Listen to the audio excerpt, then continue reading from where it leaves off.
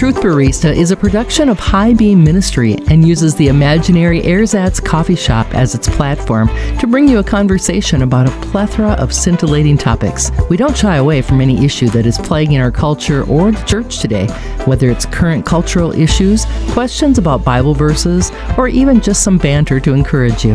Dr. Jay Christensen is the Truth Barista, and he and amazing Larry Kutzler brew up highly caffeinated conversations for our day. Grab a cup of joe, plop yourself down in the booth next to us, and get ready to think. The Truth Barista is a production of High Beam Ministry, and it's listener supported. For more information about the Truth Barista, go to highbeamministry.com. Thanks for listening. And idolatry is another sin all the way through the scriptures that is mentioned as keeping more people from God than almost any other sin. And our idolatry is very unique in our day because we worship ourselves. Whether we realize it or not, we're worshiping ourselves, the things that we've created, the things we've made with our hands. Materialism. All of these things have become gods and goddesses. Sex has become a goddess just as much as it was in the days of Ephesus or in the days of Rome. These are the modern gods. And the scripture says, idolatry, those that commit it shall have their part in the lake which burneth with fire and brimstone, which is the second death in Revelation 21:8. God hates idolatry. This is the Truth Barista, helping you think differently about your world. Thanks for joining us. Dr. J, we're back on the air again. And guess what? We're going to have a great time today. You know why? Why? We're going to talk about idolatry. I'll tell you one thing, you're an expert at it. Wow, I don't know how to take that, but yeah, idolatry is a fascinating topic. Let's launch into it. It's not the idolatry that you and I and most people think about when we think about idolatry. We think about the negative. But I think there's a positive part of idolatry. Not that idolatry is ever positive, but there are positive elements in life that can be idolatry. And those are the kind of tough questions we want to talk about. So what do you think about that? Okay, so just to be clear here, you're not talking that idolatry is good. No. You're just saying that there are good things in our lives that we can turn into idols. Yes. Well, for example, here's a list that I came up with, okay? And it's not exhaustive by any means. I suppose when I mentioned this first one, everyone would say, well, there's nothing positive about politics, but there are things about politics that are positive. Secondly, theological viewpoints on the Bible. I mean, that's positive usually. Church life with success. Lots of big churches today, and we honor that kind of successful ministry. Charismatic leaders who are leading and guiding. Family, kids, and grandkids. This is all part of a positive deal. Reputation, status, career. Knowledge-based God, things that we talk about God and the concepts that we hear preached and studied. Number 8 is religious practices. There's a lot of good things in religious practices that remind us, so we go through those traditions. Race, good things being said about race most of the time. And number 10, justice, social, economic, and purpose. All of those are kind of, positive. And yet every one of them, Dr. J, could be an idol. Too much emphasis. So how do we gauge that in our lives? I mean, when you talk about grandkids, for example, how can that ever be an idol? Well, first, let's talk about baseline, what an idol is and what idolatry is. And we'll try to give this the quick 1 minute or 2 minute summary here. Okay? You ready to go? I am. Webster's dictionary says the worship of idols, idolatry is the worship of idols or excessive devotion to or reverence for some person or thing. Now, let's go farther back. Let's build this out. Do we have natural human desires, Mr. Larry? Well, absolutely. And that's kind of where I'm going today. Those natural desires and the things that are good in our lives could be turned into an idol. But yes, to answer your question, absolutely. Okay, good. One of the things that I found that kind of boils down all of the desires in our life is what we get from 1 John, where he talks about the lust of the flesh, the lust of the eyes, and the pride of life. If you boil those down, the lust of the flesh is the desire to enjoy. The lust of the eyes is the desire to obtain, and the pride of life is the desire to achieve. When Eve was tempted by the apple, now you got to remember, this is the first temptation, and it played off of all three of these things. She saw the apple, she saw that it was good for food, it was pleasing to the eye, and it would grant her wisdom. Well, there you go. The lust of the flesh is to enjoy its taste. The lust of the eyes was to reach out and to obtain it, to take it unto oneself. And the pride of life is to achieve wisdom. The first temptation included playing off of all three of those desires. Now, God said, only do this my way. In other words, our desire to enjoy should only be satisfied his way. Our desire to obtain should only be satisfied his way, and our desire to achieve and how we achieve it should be done his way. That's the original paradigm. Well, when we walk away from God, now we want to enjoy what we want to enjoy, obtain what we want to obtain, and achieve what we want to achieve. And we will do it by any means we want now because we've jettisoned God out of the equation of meeting our desires. That's idolatry. So anything we seek to use or to justify satisfying our enjoyment, obtaining things and achieving things apart from God, idolatry. So understanding that kind of mechanism behind it helps us understand when something is good turns into something bad as an idol. So going back to what Webster says, idolatry is the worship of idols. Now, when I say that, everybody thinks, bowing before a little stone or metal statue, etc. Right. But it's the worship of that, giving worth to the thing that we think will meet our desires. Okay, that's the worship of an idol, or excessive devotion to or reverence for some person or thing. And what we've done is we've looked to that person or that thing, or even, like you said, politics and the other things in the list, as a way to meet what we want, as opposed to looking to God and saying, this is what I want. How should I meet it? To keep within your boundaries, Lord. Because if we seek to meet something apart from his moral boundaries, we step outside the line, and that's called sin. But if we stay within the boundaries, it's all good, and God gives a blessing on it. Well, I love that explanation, Dr. J, but here's my problem, okay? John says this. You got a lot of problems, but we'll start with this one. You're right. Absolutely. We'll talk about that after the program. But anyway, he says in 1 John 5:21, "Dear children, keep away from anything that might take God's place in your heart." Now, I hear what you're saying, and you're kind of giving us a good overview. The psalmist also says that, he will give us the desires of our hearts. But again, it's a real tricky thing, I think, because some of these things that are good oftentimes drive our lives. And if something other than God is driving our lives, then I think it becomes an idol. What do you say? Well, absolutely. Absolutely. In fact, idols are so insidious that when we allow them to drive our lives, we drive God out of our lives. See, now, that's really good. I need to preach on that sometime. Anyway, but I like what gotquestions.org says about this. Okay. It says, don't even mention idols, because doing so, and this is what the Bible says, don't even mention them, because doing so would acknowledge their existence and give credence to their power and influence over you. So if you take politics and you put it in the place of God, you've turned it into an idol, you're acknowledging its power over your life or its influence over you. Okay, now we know that politics does have a certain degree of power and influence over our lives. I mean, that's our form of government. That's right. How we organize society. That's how we function as a people. However, there are people that look not to God to fix things in society, but they run to politics right off the bat. So in other words, they look to man and a man-centered government for a solution rather than look to God and say, what is the solution you want? And how should that guide the government decisions? So, you have issues that come up regarding the welfare state or abortion or illegal immigration or any of these things. A man-centered solution on illegal immigration is, well, we'll just look the other way. And we see this today, and I'm not getting overly political on this, but the government and politics today on one side says, well, we'll just overlook it and, we'll just make them citizens and we've solved the problem. Right. Except we haven't. Because the country's being flooded with more and more people that are breaking down the infrastructure. However, what does God say?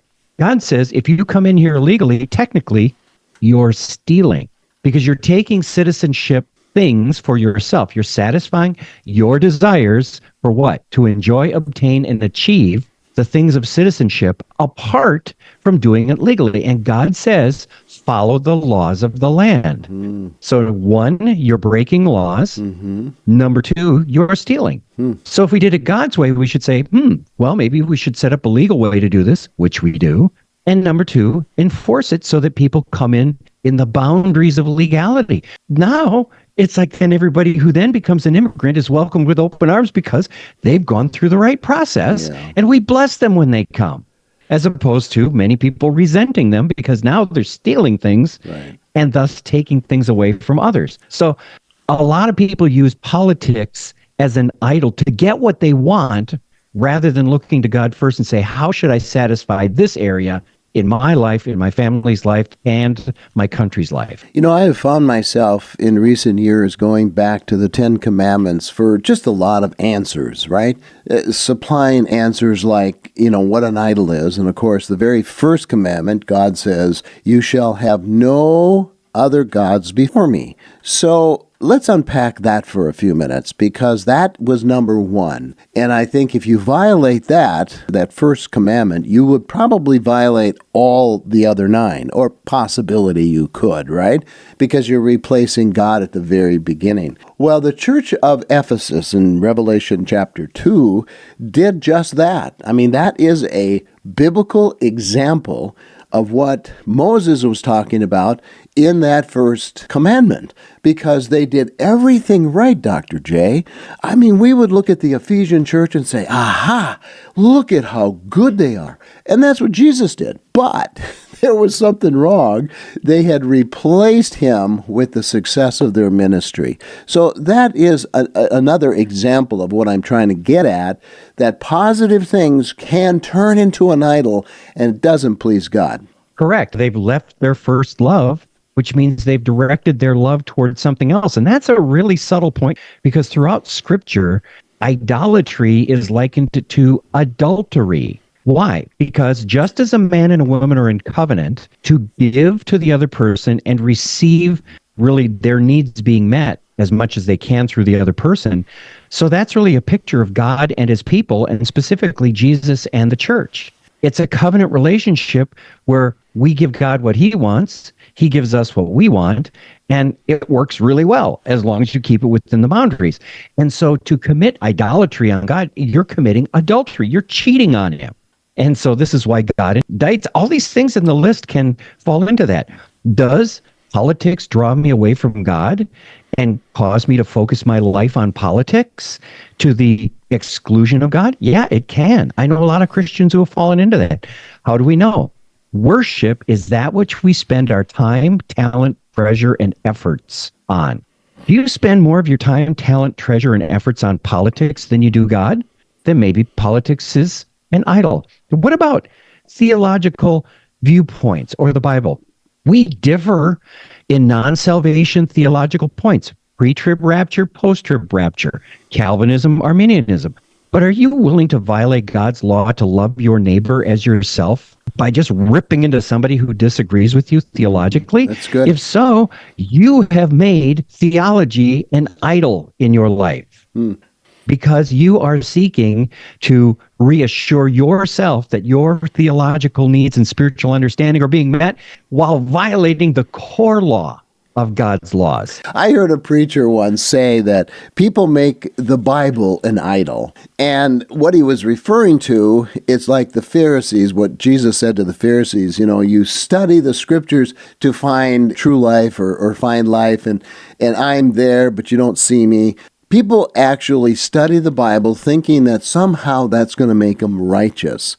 So speak to that for a minute. Okay, that's the difference between reading the word of life for information as opposed to interacting with the word of life for a relationship. Okay, sure. If you're just looking for knowledge, you get knowledge in the Bible. You can even find wisdom in the Bible. But if it doesn't lead or reinforce your relationship with Jesus, then it's just head knowledge. And that's what Jesus was indicting the Pharisees on. You read the scriptures thinking that in them you're going to find life because I'm life. That's right. You're completely bypassing me, guys. Yeah. Very good. And that's true. I mean, I know a lot of Christians who read the Bible.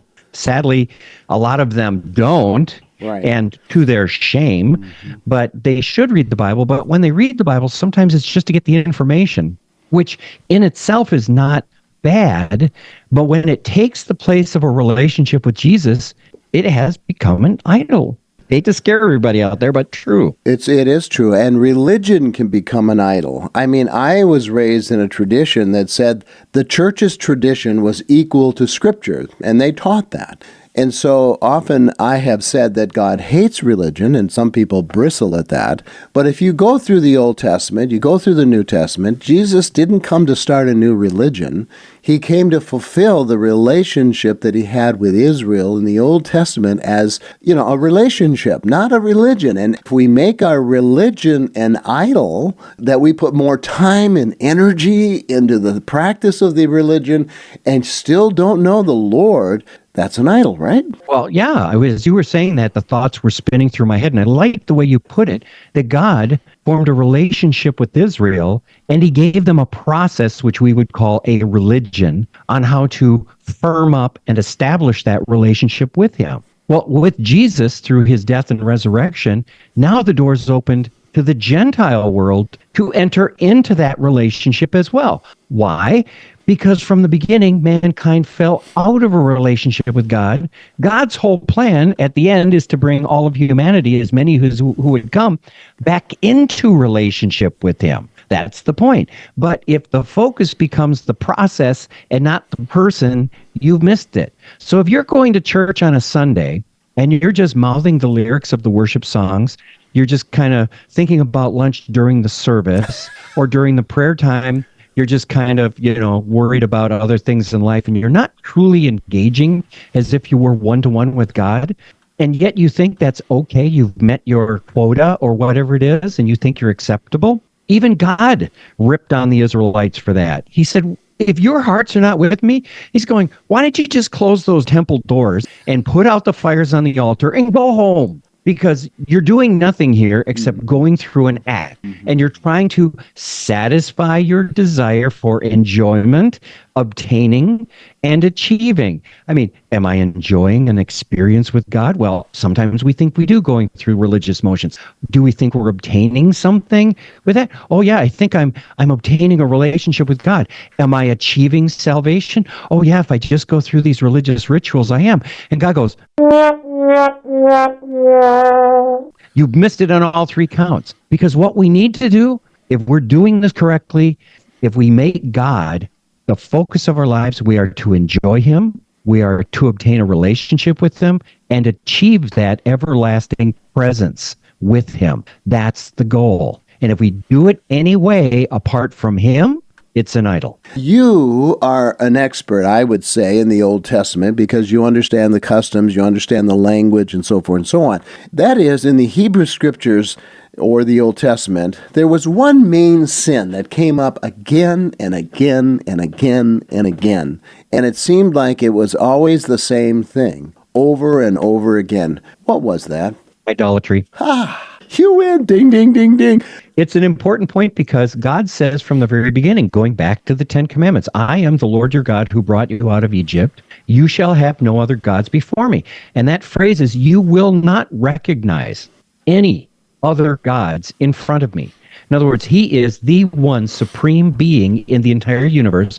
All other spiritual beings that people call gods are beneath him. And so he says, don't you even dare recognize one of those beings as on par with me, because they are not. Well, and the problem then, whether it's following a spiritual being represented by a statue or making ourselves on par with God, which is the original sin in Genesis 3, is putting ourselves on par with God. I can make my decisions. I can satisfy myself exactly as I want. The core problem is we have made ourselves the idol. And all idolatry stems from ourself. That's why the beginning of idolatry and the middle of the word sin is I. Mm-hmm. It's all about us. Now, if we take I out of the equation and we put God in the middle of it, then idolatry it's not even a possibility because we have focused on him. So we are not to recognize anything else as the source of what we need in life or in the present or in the future. And we'll stay out of the idolatry thing. The problem is, even though we have been freed from our sin nature that makes it impossible for us to live righteously, now we can live righteously and we can resist sin, we still fight against the desires and whether we're going to satisfy those or not. We are, as James says, lured and enticed by our own desires. Well, congratulations. You have a new nature and you can say, choose between doing this myself or doing this God's way. If I choose God's way, bingo, it's great. But if I do it that way, I instantly fallen into idolatry because I'm satisfying myself. That's the problem. And that's what I think you're talking about. Well, you're absolutely right. I wonder if we do enough decluttering of idols in our lives. First of all, being self-aware that I'm spending more time, energy, money replacing God, really, with other things. And are we aware of that? And should our leaders be talking about decluttering from idols and making that a case, because it can be a problem in our lives to the point where we could be going to church, sitting there in the pew, listening, but we're not hearing anything because there's an idol taking our time and our energy and our resources. Should we talk more about idols in the church? Absolutely. And as you were talking there, what struck my heart was we're in a time period right now where there's an immense amount of evil just flooding through the land. Mm-hmm. And we've talked about the 3 I's of idolatry, which would be immorality, idolatry, and innocent blood. Those are the 3 things that the scriptures say defile the land. Idolatry, immorality, as in sexual immorality, and innocent blood. In our days, that would be turning away from God, just bathing ourselves in sexual immorality, and the taking of innocent life through abortion. Those 3 things are running rampant through our nation right now. And you know something? I don't hear the church on a national level speaking so much about it. There are voices here and there. There are organizations that are doing a tremendous work. And in fact, I think sometimes a greater work than the organized church is doing. But what I think we need a great national self-examination. I think the leaders should take a week or a month, and I'm talking whether you're a pastor or an elder, or apostle, prophet, pastor, teacher, elder, deacon, whatever. They should just all say, we're stopping this for a week or 2 or a month. And we're going to say, are we really doing God's business here? Are we really representing him? Are we building his kingdom?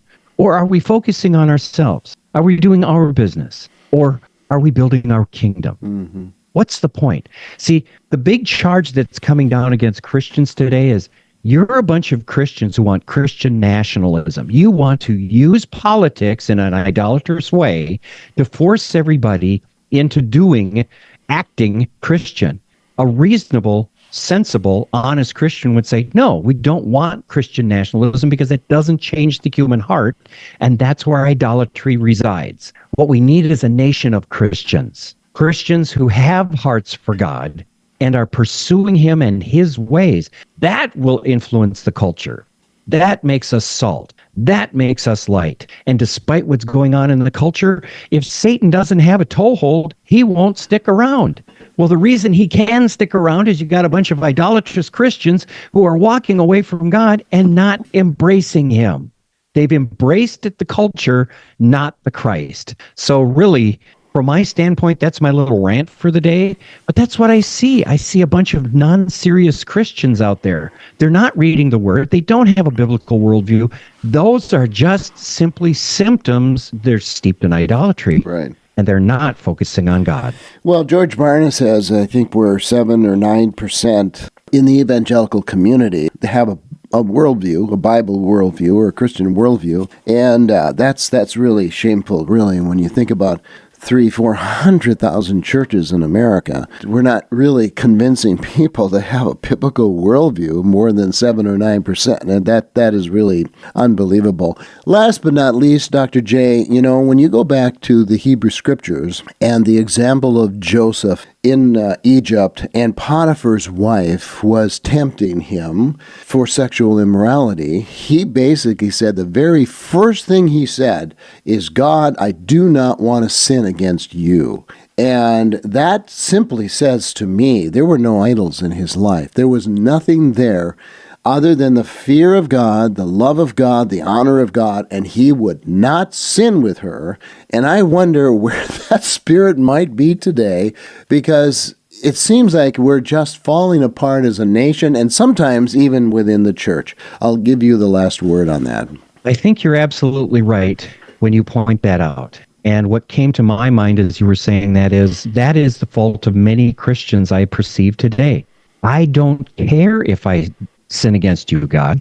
I don't care about not sinning against you, God. I will do it my way. That really is the essence of idolatry. And what we need to get back to is, I am aware, God, of your presence.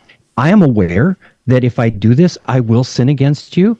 I will choose not to, because I will love the Lord my God with all my heart, with all my soul, with all my strength, and with my mind. And that idea of love in the Hebrew scripture often has to do with remaining faithful to a covenant. That means covenant faithfulness. So you shall remain covenantally faithful to God. You promised to be faithful to your relationship with God as a wife promises to be faithful to her husband and a husband to the wife. And again, getting back to idolatry, it's spiritual adultery. If you want to stay faithful to God, that means I have to exclude anything of this world that would draw my attention and my affections away from God.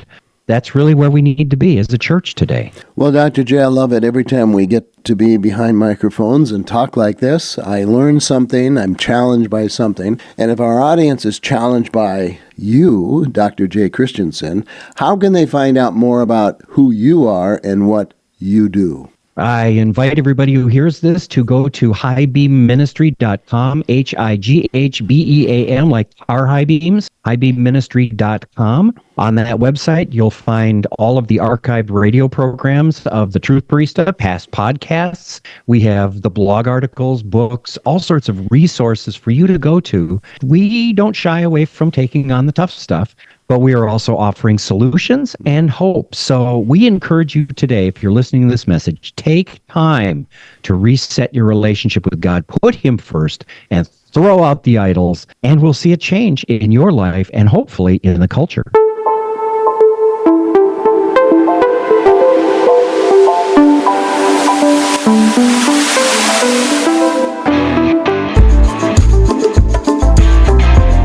Do you want the truth today? Dr. J. Christensen is the Truth Barista and the founder of High Beam Ministry. Jay is a creative person who wants to use the setting of an imaginary cafe to produce a series of radio and internet programs that confront the issues of our day through the lens of the Bible. The Truth Barista was the avenue that was developed to communicate truth using the Bible as the source of our information.